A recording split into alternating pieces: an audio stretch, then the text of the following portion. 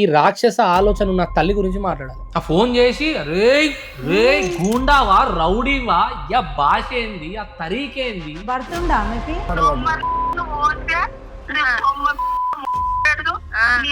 తీసుకొని ప్రపంచం చూపెట్టాడు కానీ గంటకరాన్ని రిపేట్ నిన్ను దొరికి పెడతా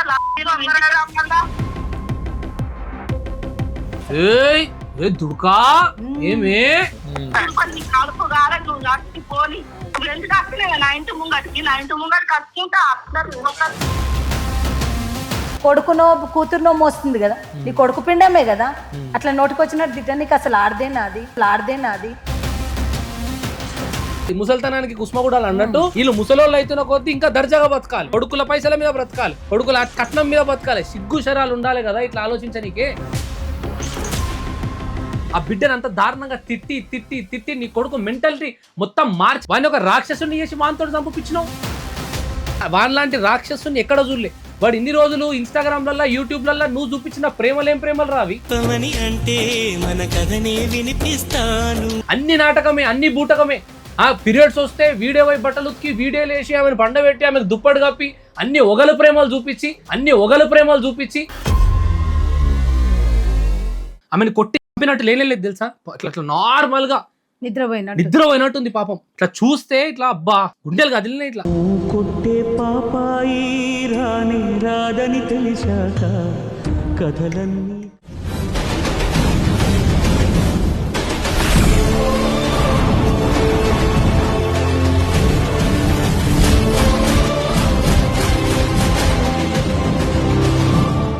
సో అందరికీ హాయ్. చాలా వీడియోస్ చేస్తూ ఉంటాను కానీ ఏ రోజు కూడా మా అమ్మ నేను కూడా ముందుకు వచ్చి మాట్లాడతా ఈ విషయం పైన నేను మాట్లాడాలనుకుంటున్నాను అని ఈ రోజు అనలేదు.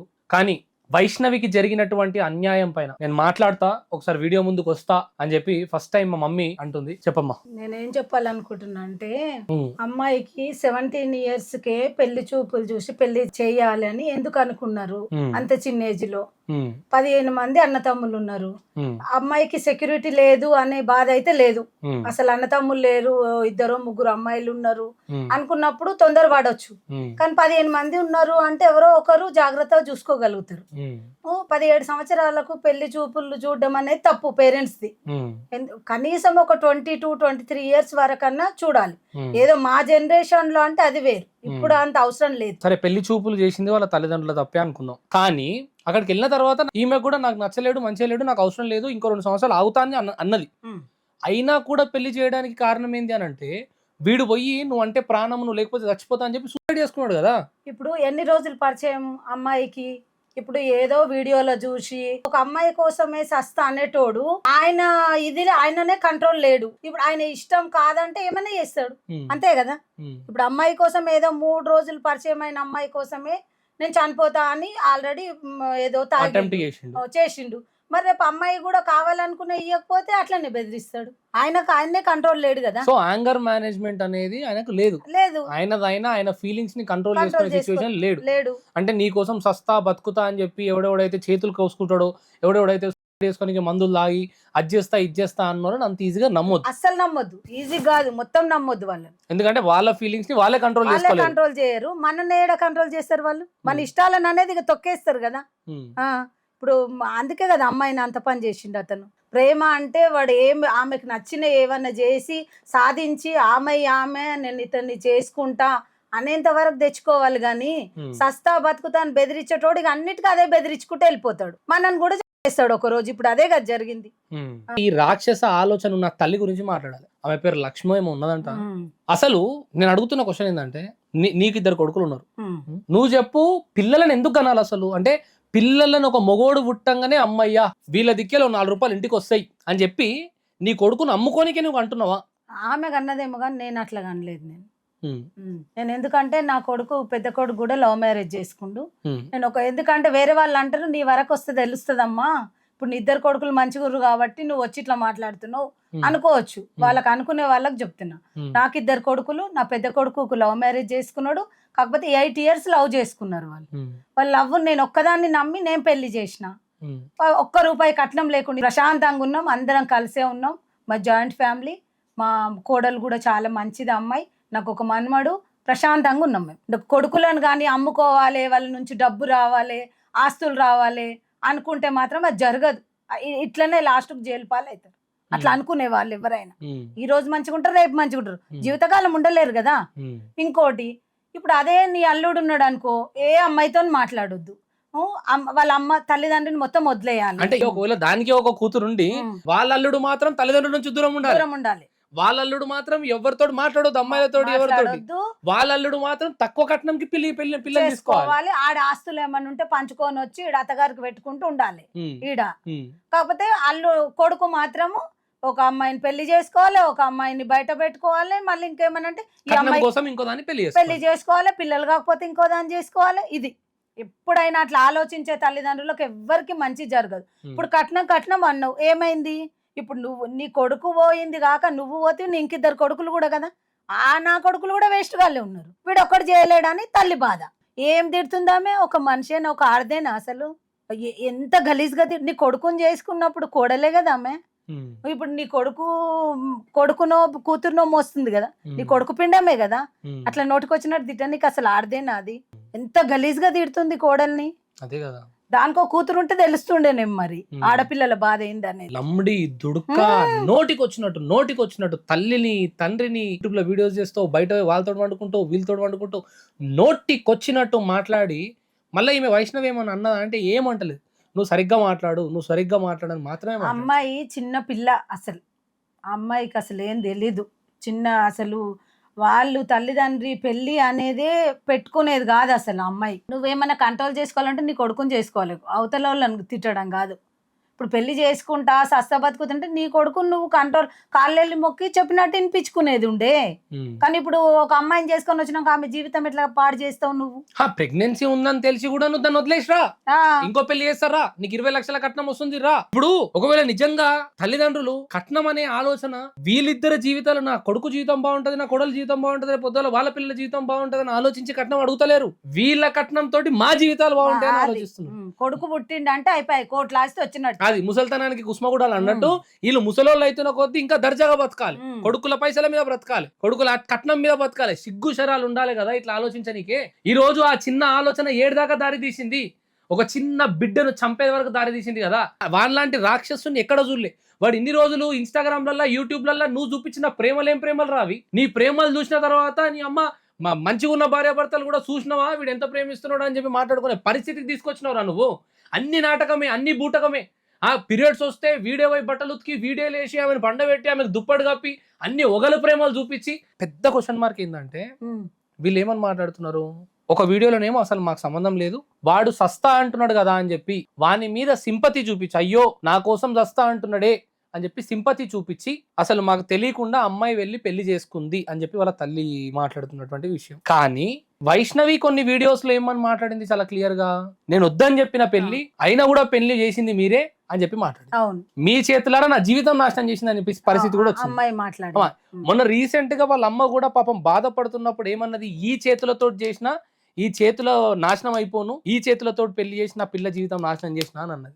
ఇక్కడ అర్థం కాని విషయం ఏంటంటే మరి ఆ రోజు రాత్రి వీళ్ళు గుడి దగ్గరికి వెళ్ళినప్పుడు, వీళ్ళు గుడిలో పెళ్లి చేసుకున్నప్పుడు ఈ అమ్మాయి వాళ్ళ తల్లిదండ్రులు లేరు, ఈ తల్లిదండ్రులు కూడా లేరు. అబ్బాయి వాళ్ళ తల్లిదండ్రులు, అమ్మాయి వాళ్ళ తల్లిదండ్రులు లేరు. మరి ఈ పెళ్లి ప్లానింగ్ ఏదైతే ఉందో అదంతా వీళ్ళ సహకారంతో జరిగిందా, అమ్మాయి వాళ్ళ సహకారంతో జరిగిందా అని ఒక పెద్ద క్వశ్చన్ మార్క్. ఒకవేళ నిజంగా గనక అమ్మాయి వాళ్ళ తల్లిదండ్రులే సరే పోనీ పాపం వాడు నువ్వు లేకుండా బతకలేని అంటున్నాడు కదా, సరే చేసుకురాపో అని చెప్పి పెళ్లికి చేస్తే గనక రాత్రి ఎక్కడైతే గుడి దగ్గర ఏదో ఖర్జూరు పండు కూడా ఇద్దరు దగ్గర నిలబడి తింటున్నారు, ఆ సిచ్యువేషన్ చెప్తున్నా. తర్వాత మళ్ళీ వీళ్ళ తల్లిదండ్రులు ఒక దగ్గర గుడిలో పెళ్లి చేసిర్రు, డాన్సులు చేసిర్రు, అంతా బాగానే ఉంది. కానీ ముందు రోజు ఏదైతే ఉందో ఆ పెళ్లి గనక వీళ్ళ సహకారంతో అమ్మాయిని వీళ్ళే పంపించి పెళ్లి చేసుకోరాపో అని చెప్పి పంపిస్తే గనక ఖచ్చితంగా అమ్మాయి జీవితాన్ని వీళ్ళు నాశనం చేసిన వాళ్ళే అయ్యారు తల్లిదండ్రి. అమ్మాయి వయసు 17. ఒక సామెత ఉంటది ఏమని, దేవుడైనటువంటి వాళ్ళే బొటని వేలు తడవకుండా సముద్రాన్ని దాటగలుగుతారు, కానీ సంసారం అనే సముద్రాన్ని కన్నీటి బొట్టు తడవకుండా సంసారం అనే సముద్రాన్ని దాటలేరు.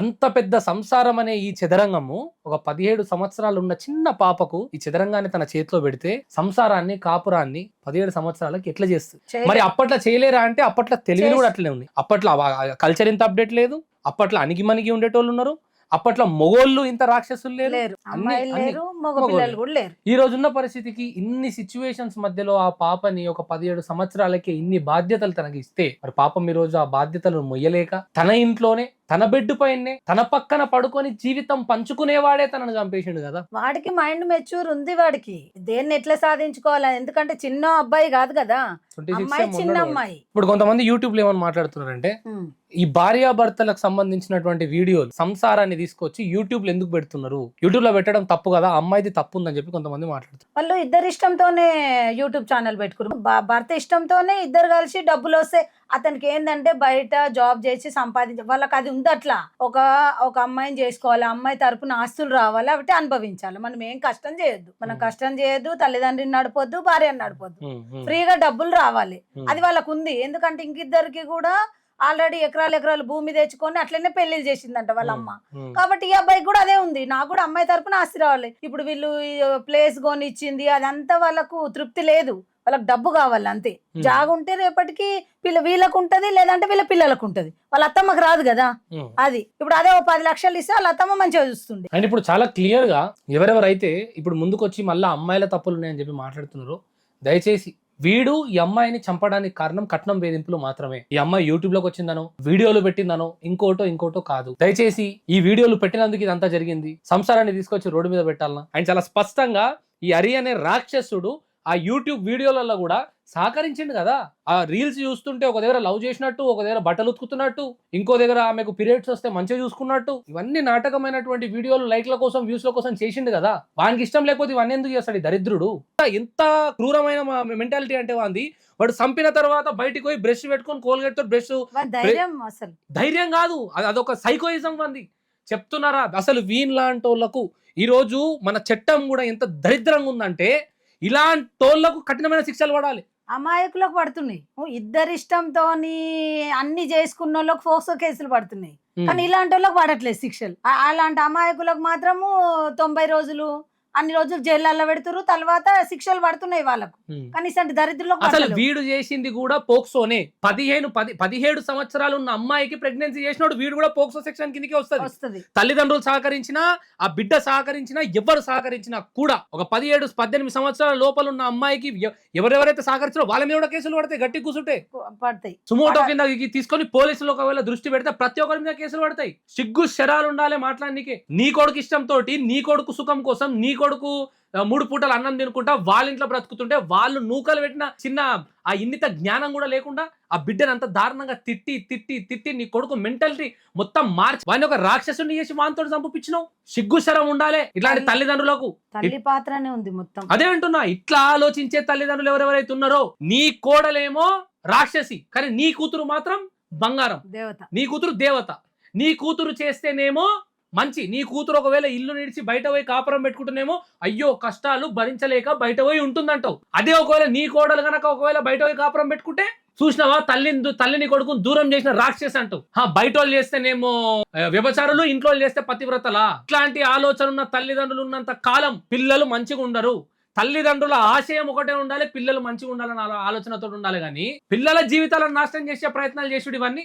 నీ కొడుకు నువ్వు చంపుకున్నది ఉండేవే తల్లి, కానీ వాడిని రాక్షసం చేసి ఆమెను చంపేదానికి నీకు రైట్ ఎక్కడి నుంచి వచ్చింది? ఈ రోజు ఆ సచ్చిందాకా తల్లికి కడుపు కొత్త కదా, సచ్చిందాకా ఇంట్లో ఉన్నది ఒక్క అమ్మాయి. మరి ఎంత బాధపడుతురు ఆ తల్లిదండ్రులు. అసలు వీడియోలు చూడలేకపోతున్నాం వాళ్ళ బాధలు. మరి ఆయన అమ్మాయి కూడా చిన్న అమ్మాయి కదా, చిన్న పిల్ల. అసలు ఆమె అని చూస్తే మమ్మీ ఆమె ఏదో పండుకున్నట్టుంది మమ్మీ. ఆమెను కొట్టి చంపినట్టు లేనేలేదు తెలుసా. ఇట్లా నార్మల్ గా నిద్రపోయినట్టుంది పాపం. ఇట్లా చూస్తే ఇట్లా అబ్బా గుండెలు కదిలిన ఇట్లా ఆ శవాన్ని నేను ఇట్లా నా చేతులతో తగులుతుంది దీనికి కంపల్సరీ. ఏం ఉసురు వస్తే ఏమి నోట్లో నుంచి మాట రాకుండా, కాలు చేతులు లేవకుండా ఏం రోగం వచ్చి వస్తుందో అది. కానీ వాళ్ళకైతే కడుపు కోత. ఇప్పుడు అనూష అనే ఒక అమ్మాయి ఉండే తాండూరులోనో ఎన్నో కట్టెతో కొట్టి చంపిండు. వాడు ఇప్పుడు బయట తిరుగుతున్నాడు దర్జాగా. అదే కదా మనకు వచ్చిన దరిద్రము. కంటిన్యూ చేయాలి మొత్తం. వాళ్ళది ట్రయల్ కి వచ్చి వాళ్ళది శిక్ష పడే వరకు కూడా వాళ్ళకి బయటకు వదలొద్దు అసలు. అరే తప్పు చేసింది వీడే అని తెలిసినా కూడా, తప్పు చేసింది అని వీడే అని పోలీసు వాళ్ళకు తెలుస్తుంది క్లియర్ గా, తప్పు చేసింది వీడే అని చెప్పి కోర్టుకు తెలుస్తుంది, జడ్జికు తెలుస్తుంది, అందరికి తెలుస్తుంది. అందరికి తెలుసు అది. కానీ సిస్టమ్ ఇట్లుంది కదా. సిస్టమ్ ఇట్లుంది.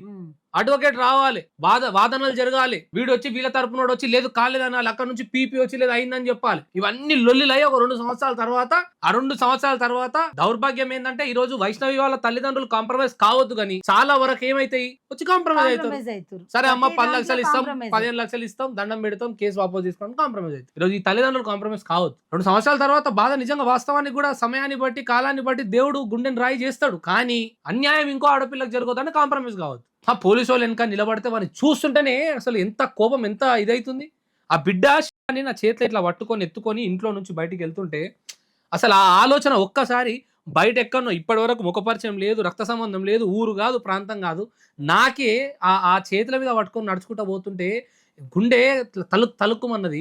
అట్లాంటిది ఆ ఇంట్లోకి ఎంత బాధ ఉండొచ్చు, ఆ అన్నదమ్ములకు ఎంత బాధ ఉండొచ్చు, ఆ తల్లిదండ్రులకు ఎంత బాధ ఉండొచ్చు. వాళ్ళు మనుషులు అయితే లేరు, ఇప్పటికి ఏడుసుడు అదే అవుతుంది వాళ్ళకి పాపం. ఇలాంటి పరిస్థితికి తీసుకొచ్చిన ఈ కుటుంబం ఎవరెవడైతే ఉన్నాడో, అందులో ఎవడెవడైతే ఇన్వాల్వ్ అవుతున్నాడో ప్రతి ఒక్కరికి కూడా పుట్టగతులు అంటారు కదా, అవి చూపియాలి ఒక్కొక్కరికి జీవితంలో. అది ఒక ఆడదే కదా, దానికి ఎంత బుద్ధి లేదు తల్లికి. కొడుకుకు మంచి చెప్తావా లేకపోతే ఇలాంటివి చెప్తావా? నువ్వు కొడుకుని అమ్ముకోనికి గన్నావా?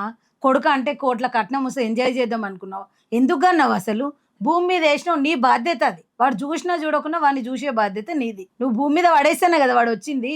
ఆ ఫోన్ చేసి రే గూండావా, రౌడీవా, భాష ఏంది, ఆ తరీకేంది, భర్తుండా ఆమెకి ఏం మనలో పడ్డదో, ఆ భాష ఏంది, ఆ తరీకేంది, ఒక ఆడదాని తరీకనే లేదు దాని దగ్గర అసలు.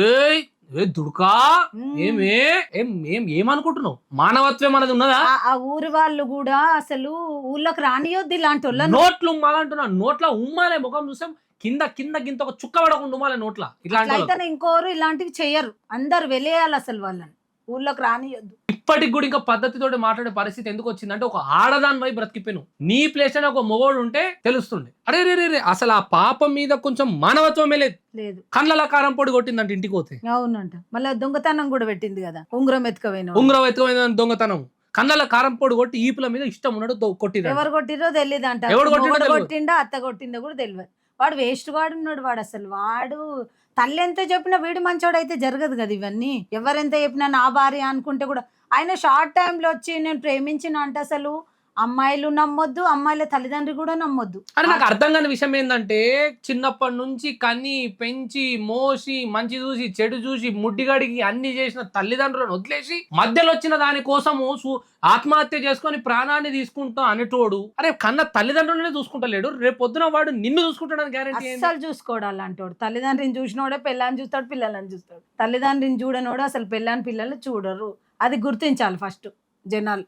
ఈ ఆడోళ్ళ తల్లిలు కూడా ఒకసారి ఆలోచన చేయండి. నేను వైష్ణవి టాపిక్ అని చెప్తలేదు, కామన్ గా చెప్తాను. నీ బిడ్డను పెళ్లి చేసుకునే అల్లుడు గాని, నిన్ను పెళ్లి చేసుకునే నీ భర్త గాని, వాడు అందరిని ఇంట్లల్లో అందరిని వదిలేసి నీ దగ్గరకు వచ్చినట్టే వాడు మంచోడు అనుకుంటే నీ పొరపాటు. వాడు తన తల్లిదండ్రులను, తన ఊపిరి, తన చచ్చేంత వరకు తన తల్లిదండ్రులను బాగా చూసుకునేటోడే రేపు పొద్దుగాల నిన్ను గాని నీ బిడ్డలను కానీ చూసుకుంటాడు. వాడు ఈ రోజు నీ కోసం నీ తల్లిదండ్రులను వదిలేస్తే రేపు నీలాంటిదే ఇంకొకటి పరిచయం అయితే నిన్ను కూడా వదిలేస్తాడు. అట్లాంటి నా కళ్ళం కూడా చూసినా నేను. ఈ రోజున్న సిచ్యువేషన్ లో ఏదైనా ఆడపిల్ల వేదన్ మీడియా ఫోన్ చేసి, అన్న నాకు ఈ పరిస్థితి ఉంది, అన్న నాకు ఆ పరిస్థితి ఉంది, నన్ను వదిలేసి వెళ్ళిపోయిండు. ట్రాన్స్జెండర్స్ కానీ ఆడోళ్ళు కానీ మొగోళ్ళు ఎవరు చెప్పిన ఒకటే అంట, అమ్మా ఎట్లీస్ట్ బ్రతుకున్నావు, అంతే, పరిస్థితులు బాలేవు, ఎట్లీస్ట్ బ్రతుకున్నావు, నువ్వు బ్రతుకుండగానే వదిలేసి వెళ్ళిపోయిండు. రేపు పొద్దుగాల పెళ్లి చేసుకొని ఒక కూతురునో కొడుకునో కానీ నీ సంకలు వదిలేసిన తర్వాత వెళ్ళిపోతే, చట్టం అయితే తీసుకొచ్చి వాడిని కూసబెట్టి పెళ్లి అయితే చెయ్యదు, చట్టం అయితే అట్లా లేదు, కూసబెట్టి కాపురం చేయించలేరు.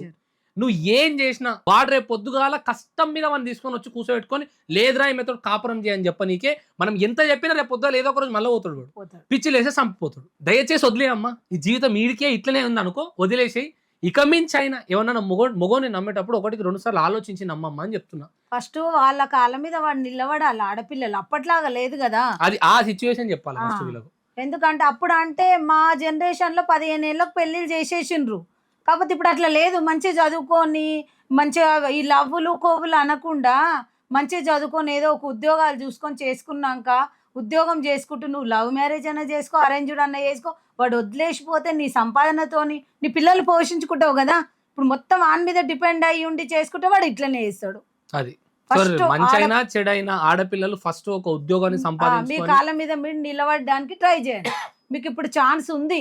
ఒకప్పుడు అంటే ఆడపిల్లలను బయటికి పంపకుండా అట్లా కుదరలేదు, కానీ ఇప్పుడు మీకు ఛాన్స్ ఉంది కాబట్టి మంచి చదువుకోండి, మంచి ఉద్యోగాలు వచ్చినాక అప్పుడు లవ్ మ్యారేజ్ అన్న చేసుకోండి, అరేంజ్డ్ అన్న చేసుకోండి, మీ ఇష్టం. అది ఒక ప్రేమ అని వస్తే కనీసం ఒక 2 సంవత్సరాలు 3 సంవత్సరాలు 5 సంవత్సరాలు, ఇప్పుడు మా కొడుకుకు చేసినంటే 8 సంవత్సరాలు లవ్ వాళ్ళది కాబట్టి చేయాల్సి వచ్చింది. కానీ వచ్చి నువ్వు ఒక సంవత్సరంకి వచ్చి చేయంటే నేను అసలు చేసేదాన్నే కాదు. నేను ఒక సంవత్సరం ప్రేమ ఎట్లా నమ్ముతావు? అది ఏదో వాడు ఆ అవసరానికి కోరిక తీర్చుకోనికే చేసే ప్రేమ అది, అంతే. వాడు నీ దగ్గర ఏం ఆశించకుండా వాడు ప్రేమ అంటే ప్రేమనే, జస్ట్ ఫోన్లో మాట్లాడి వాడు ప్రేమ అని ఉంటే అప్పుడు వాడిని నమ్మండి మీరు. ఏమైనా కలుద్దాం అంటే వాడిని ఎట్లా నమ్ముతారు మీరు? ఒక ఆడపిల్లనైనా నమ్మొద్దు. ఊకే నన్ను కలువు 24 గంటలు నాతోనే ఉండంటే ఒక ఆడపిల్లని కూడా నమ్మాల్సిన అవసరం లేదు. ప్రేమ అనేది ఒక కంటితో చూడకపోయినా మనసులో పెట్టుకొని ప్రేమించేది ప్రేమ. కలుద్దాం, రెస్టారెంట్లకు పోదాం, సినిమాలకు పోదాం, ఏం ప్రేమ? అది కోరిక తీర్చుకోవడం అంతే. అది వైష్ణవి ఆత్మ శాంతించాలంటే వాని మీద కఠినమైన చర్యలు తీసుకోవాలి. ఈ వైష్ణవికి జరిగినటువంటి విషయంలో హైకోర్టు అడ్వకేట్స్ తోటి కూడా మాట్లాడడం జరుగుతుంది. అక్కడ ఉన్నటువంటి పోలీస్ అధికారులతో కూడా మాట్లాడే ప్రయత్నం చేస్తున్నాం. ఇది ఎంతవరకు పోతుంది ఏంది అని చాలా స్పష్టంగా మళ్ళీ మీ ముందుకు చెప్పే ప్రయత్నం చేస్తా. అండ్ దయచేసి ఊరోళ్ళకి కూడా చెప్పు, వాళ్ళ ఊరోళ్ళకి ఇప్పుడు వాళ్ళు బెయిల్ మీద వచ్చిన ఊళ్ళకే వస్తారు కదా, ఊర్లోకి వెళ్ళి వెలగొట్టాలి. ఊర్లోకి వెళ్ళి ఆ తల్లిని గాని, ఆ అన్నదమ్ములను గాని, ఆ తండ్రిని గాని, ముఖ్యంగా ఈ హరి అనేటోని ఈ రాక్షసుని గాని ఏ ఫంక్షన్ లకు పిలవద్దు, వాళ్ళతో ఎవరు మాట్లాడొద్దు, ఊళ్ళకి రాని. సోషల్ బైకాట్ అనేది వీళ్ళ మీద జరగాలి. అట్లయితేనే సిట్ రైట్ అయితే. జైల్లో బ్రతికినా బయట బ్రతికినా ఒకటే అనిపించే పరిస్థితి రాక్షసులకు తీసుకురావాలి. ఊర్లో ఒక్కడు కూడా కన్నెత్తి నెత్తెత్తి చూసే పరిస్థితి కొడుకులకు రావద్దు. ఉమ్మాలే నోట్లలో ఒక్కొక్కడు సిగ్గు శరాలు ఉన్నాయని చెప్పి మాట్లాడాలి. ఆ కాల్ రికార్డింగ్ మాట్లాడిన తల్లి ఏదైతే ఏవైతుందో దాన్ని నోట్లు ఉమ్మాలి. ఆ పరిస్థితి తీసుకొని రావాలి. చెప్పుల దండలు వేయాలి ఇలా కుటుంబాలకు అందరికి. అప్పుడు చక్కగా అవుతారు. అనవసరంగా ఒక అమ్మాయి ప్రాణం తీసే కదా వాడు వేస్ట్ గాడు. సో ఆత్మ శాంతించాలని మనస్ఫూర్తిగా కోరుకుంటున్నాం. జై హింద్. ఓం శాంతి.